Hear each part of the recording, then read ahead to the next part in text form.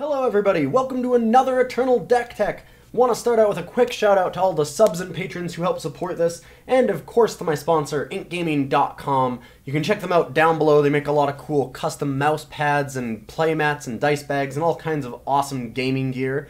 And we're going to jump right in. I've got a very interesting list today. I've been trying to brew around Roland's Memorial because we talked about it last stream. So we have this deck here, where I've been trying this out. I've done similar decks in the past where it's all about the revenge mechanic, and I've added in the Roland's Memorial, and it's doing really well. So I've been enjoying this deck quite a bit. It's definitely a challenge deck. I don't think that it's going to be the top deck, but it is certainly a thing. There's some really powerful cards in it.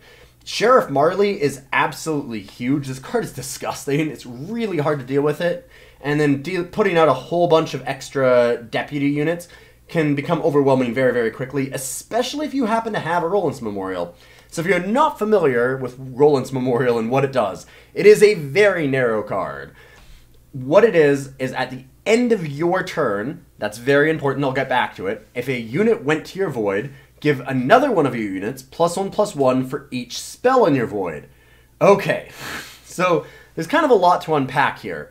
I'm going to go over that first line, at the end of your turn.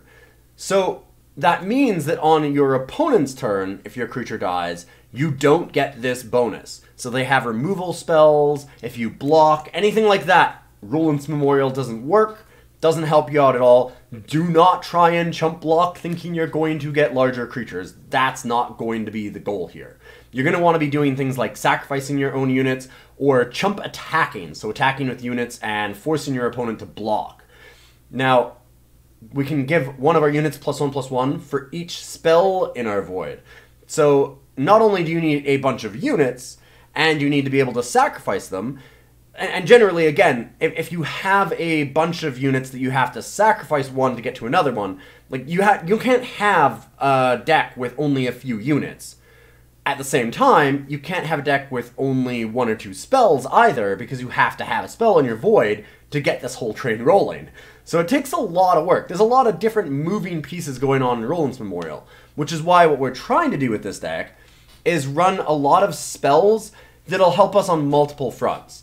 I didn't put in Torrent of Spiders, but it's certainly something you can think about because you'd really like spells that make units, because then it works in multiple ways with the Roland's Memorial. But we have things like Devour, so that's a way to get the trigger for it on your turn, and also to immediately add a spell to your void. Dark Return works as a way to get back units, so I mean it counts as a unit essentially, while also counting as a spell, so that helps on both sides of it. So things like that are kind of what you want to be running, in my mind. So we can run a few extra spells and still have a fairly high amount of units involved here. The rest of the deck is kind of your typical revenge list. So I've done this thing a few times. We have a bunch of Crownwatch press gangs, piercing griefs, Tock ticks. So I always say tick-tock, but it's a Tock tick, other way around. Stonepowder alchemists, basically anything with revenge, with a little bit of some extra things. We've got Dizo, so we can sacrifice units and trigger Roland's Memorial, be able to get a Cabal extortion scheme, because that card's just super fun to deal with. And having Dizo is nice, because it's unblockable. If you can get a Roland's Memorial to trigger on it, which, I mean, it automatically works, you can get a massive Dizo and just smash in. On top of that, you're going to be running Winchest Merchant to be able to go into your market. And of course, you want to have Sheriff Marley, because we talked about Aegis is really hard to deal with. The tribute for silencing an enemy unit comes up a fair bit, because we're going to be trying to sacrifice things. And then just constantly churning out a bunch of extra tokens so that we can do things like Devour or Fearbinder really does help. Like, it's great to have those extra units. You're going to need them to actually be able to trigger Roland's Memorial all the time. You need a large number of units to keep having this happen. You want to be able to, like, have, say, 4 1/1 Aegis units and your opponent down to, like, 6 life, and just attack with all of them. Even though some might die, as long as one survives, it gets bigger and bigger, and it becomes more and more of a threat. So that's kind of the idea of doing a lot of this. Piercing Grief, as you can tell, is kind of a perfect unit for this, because it's always going to sacrifice an end of turn, so it's always going to trigger Roland's Memorial. Plus, I mean, the lifesteal is kind of nice, triggering Revenge is really nice, works well with things like Devour and Dark Return, so some cool things that you can do with it. We have Crownwatch Press Gang we might want to go down on a little bit, because we do only have 4 Tock ticks, but when it triggers, it's just so good. It's really, really hard to cut. I don't like having a lot of other 1-drops because there's honestly not a lot of other really good ones. Slumbering Stone is probably the closest, but I've never really been a huge fan of it. And I like Piercing Grief a lot more, especially in this shell with the Roland's Memorial. We're running the Fearbinder here, where you can pay 4 every turn to sacrifice 2 units and basically smack them together, combine them, and get a unit with Berserk. I'm only running 1. It's really, really powerful the couple times that I've been able to use it in other decks. I haven't really gotten it online in this one yet, but the thing is that it's also really, really slow. So it's for very specific games. We can't put it in the market because we're using Winchest Merchant for a couple of reasons that I'll go into in a minute.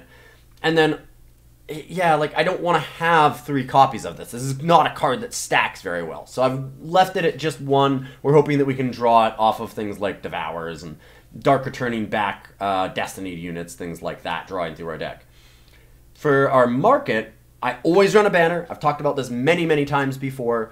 There's so many games that you'll lose just because you don't have your, like, 3rd, 4th, 5th power, and making sure that you can always grab it is super important to me. I always put in a banner. Fixing and making sure that your mana is smooth is probably the #1 thing that you can do with a market, so I really like it. It feels low impact. You're like, well, but it sucks to have to get a banner.